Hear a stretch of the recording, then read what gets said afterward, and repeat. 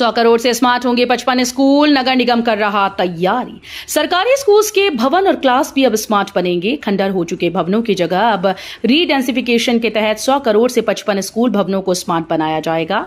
इसमें 5 स्कूल नगर निगम के हैं और 50 स्कूल भवन ऐसे हैं जो निगम के स्वामित्व के हैं और उनका संचालन स्कूल शिक्षा विभाग करता है। निगम की योजना के तहत बनाए जा रहे स्कूल्स में निजी शालाओं की तरह अत्याधुनिक सुविधाएं होंगी। उच्च शिक्षा में नहीं दिखा रहे विद्यार्थी रुचि, 14 पाठ्यक्रमों में 70% सीट खाली।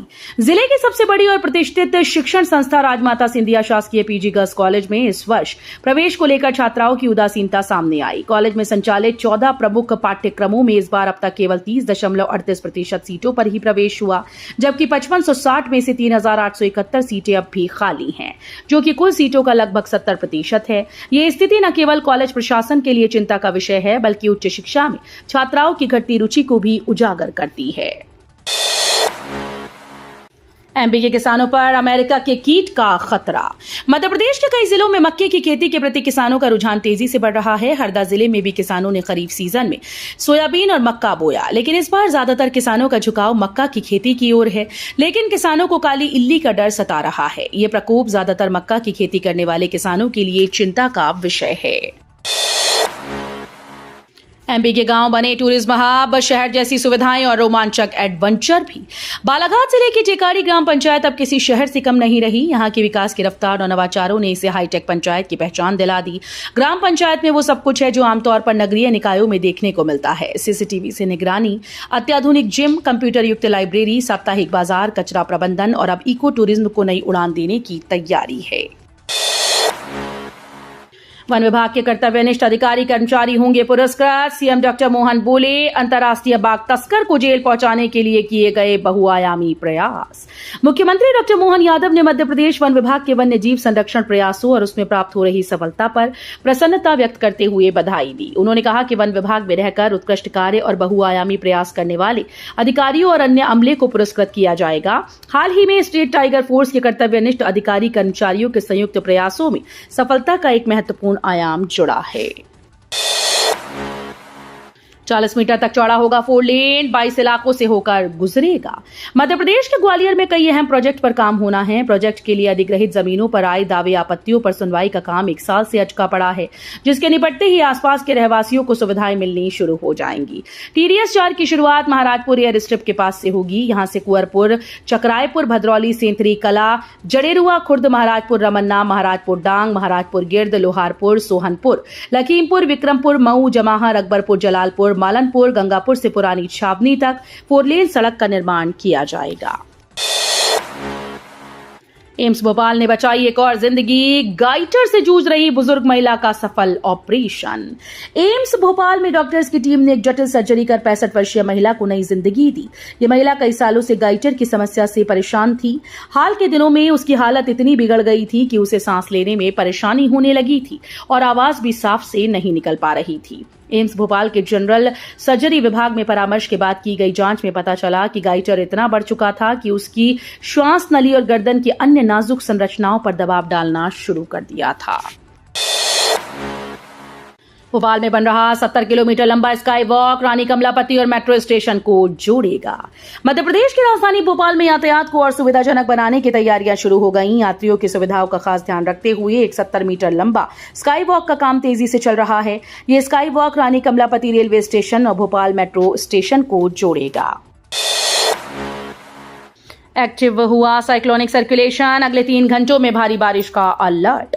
मध्य प्रदेश में मानसून की एंट्री के साथ ही पूरे प्रदेश में बारिश का सिलसिला जारी है। गुरुवार को भी प्रदेश के कई जिलों में बारिश हुई। मंडला के बिछिया इलाके में लगातार हो रही बारिश के कारण बाढ़ के हालात बन गए। शिवपुरी में बारिश के कारण सिंध नदी उफान पर आ गई। कोलारस में भारी बारिश के कारण कई गांव जलमग्न हो गए।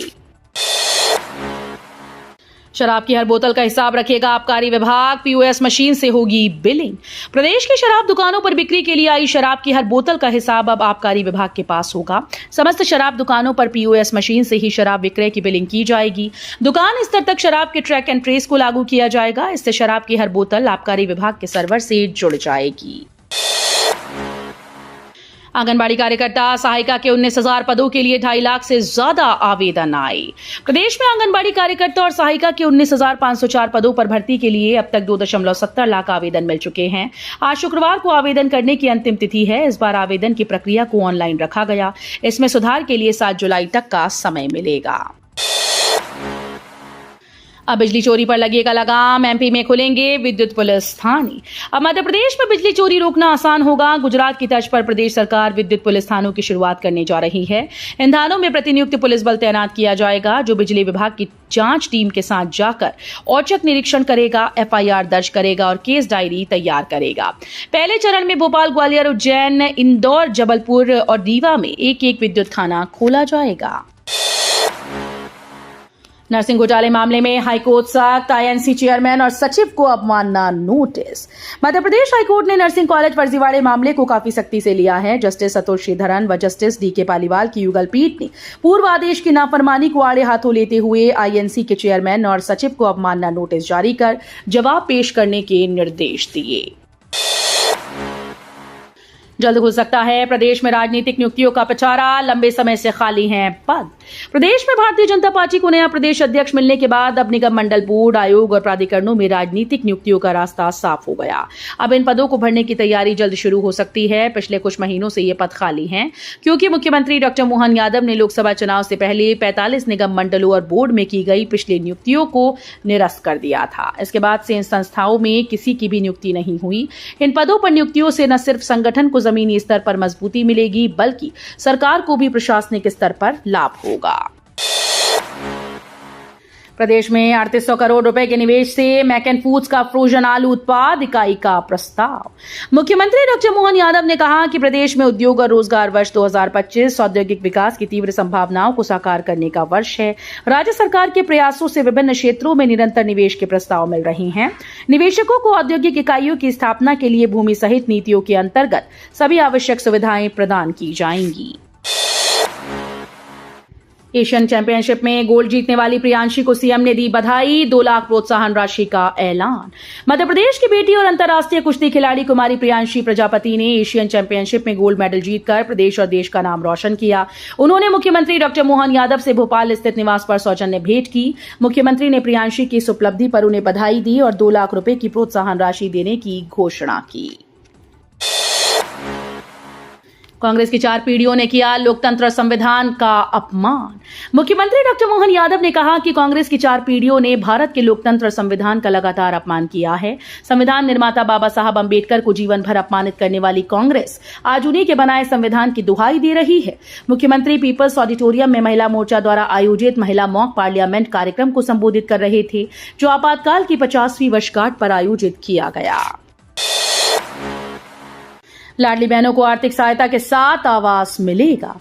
मुख्यमंत्री डॉक्टर मोहन यादव ने मुख्यमंत्री निवास स्थित समत्व भवन में नगरीय विकास और आवास विभाग की समीक्षा बैठक की। बैठक में सीएम ने प्रदेश के शहरी क्षेत्रों में झुग्गी बस्तियों के अनियंत्रित विस्तार को रोकने के लिए सामाजिक और आर्थिक परिस्थितियों को ध्यान में रखकर किफायती और सुविधाजनक आवास सुविधाएं विकसित करने की कार्य योजना तैयार करने के निर्देश दिए।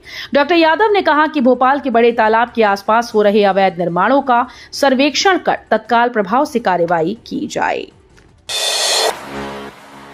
एमपी में कांग्रेस बूथ स्तर पर देगी प्रशिक्षण।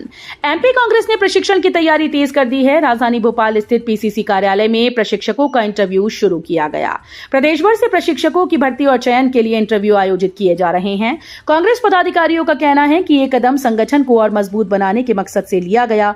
पहले दिन 40 लोगों का इंटरव्यू लिया गया है। जानकारी के अनुसार 110 लोगों को तैयार किया जाएगा। इसके लिए 200 से ज्यादा लोग इंटरव्यू देंगे। भोपाल में बनेगा आधुनिक प्रशासनिक पावर जोन। भोपाल के अरेरा हिल्स क्षेत्र में एक आधुनिक और ऊर्जा संवेदनशील प्रशासनिक परिसर तैयार किया जाएगा, जिसे दिल्ली के सेंट्रल विस्टा प्रोजेक्ट की तर्ज पर विकसित किया जाएगा। इस परियोजना को साधिकार समिति ने स्वीकृति प्रदान की। यह कार्य मध्य प्रदेश हाउसिंग बोर्ड के माध्यम से किया जाएगा। वर्तमान में उपयोग हो रहे सतपुड़ा और विंध्याचल भवनों को नए भवन बनने के बाद गिराया जाएगा, ताकि सरकारी कामकाज में कोई व्यवधान न आए। वल्लभ भवन के समीप नए भवनों के निर्माण के बाद ही विभागों को शिफ्ट किया जाएगा।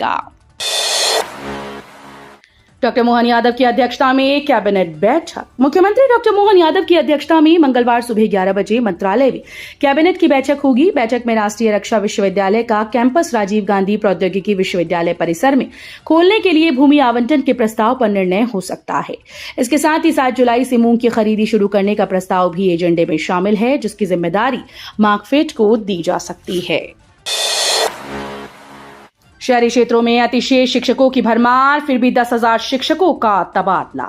मध्य प्रदेश के शहरी क्षेत्रों के सरकारी स्कूल्स में शिक्षकों की भरमार है और ग्रामीण क्षेत्रों के स्कूल खाली। प्रदेश भर में करीब 6,000 अतिशेष शिक्षक हैं। वहीं अब तक 8,000 शिक्षकों के स्वैच्छिक तबादले किए गए, जबकि 2,000 प्रशासकीय तबादले हुए। ऐसे में भोपाल, इंदौर, ग्वालियर, जबलपुर, रीवा सहित कई बड़े शहरों में अतिशेष शिक्षकों की भरमार हो गई। सिंधी सेंट्रल पंचायत को अब राष्ट्रीय स्वरूप दिया जाएगा। संत हरदाराम नगर की सिंधी सेंट्रल पंचायत को अब राष्ट्रीय स्वरूप दिया जाएगा। पंचायत का पहला सम्मेलन सिंगापुर में सितंबर माह में होगा। पंचायत अध्यक्ष चंदूभाई इसरानी ने बताया कि सिंगापुर सम्मेलन में सिंधी समाज के उत्थान, सिंधी साहित्य, कला, भाषा व संस्कृति के उत्थान, समाज की सामाजिक बुराइयों को दूर करने और सिंधी समाज को नई ऊंचाइयों पर ले जाने की चर्चा की जाएगी। बारिश के कहर से टमाटर हुआ लाल, करेला कड़वा, सब्जियों के बड़े दाम बिगाड़ रहे रसोई का बजट। मानसून की पहली बारिश ने जहां एक ओर गर्मी से राहत दिलाई, वहीं दूसरी ओर इसने आम आदमी की जेब पर भारी बोझ डाल दिया। लगातार हो रही वर्षा के कारण स्थानीय सब्जियों की पैदावार लगभग ठप पड़ गई या फिर खराब हो चुकी है, जिससे मंडियों में सब्जियों के दाम आसमान छू रहे हैं। छत्तीसगढ़, मध्य प्रदेश और कर्नाटक जैसे राज्यों से आने वाली सब्जियों पर निर्भरता बढ़ने के कारण कीमतों में बेतहाशा बढ़ोतरी दर्ज की गई। एशिया कप के लिए भारत आएगी पाकिस्तानी टीम, सरकार से मिली हरी झंडी। हॉकी एशिया कप 2025 का आयोजन भारत में होना है। इसमें 8 टीम्स को हिस्सा लेना है, लेकिन भारत और पाकिस्तान के बीच तनाव की वजह से पाकिस्तानी हॉकी टीम के इसमें भाग लेने को लेकर पेच फंसा हुआ था। अब भारतीय खेल मंत्रालय की तरफ से कहा गया कि पाकिस्तानी हॉकी टीम को अगले महीने भारत में होने वाले एशिया कप में भाग लेने से नहीं रोका जाएगा। इससे पाकिस्तानी टीम के हॉकी एशिया कप में खेलने और भारत आने का रास्ता साफ हो गया।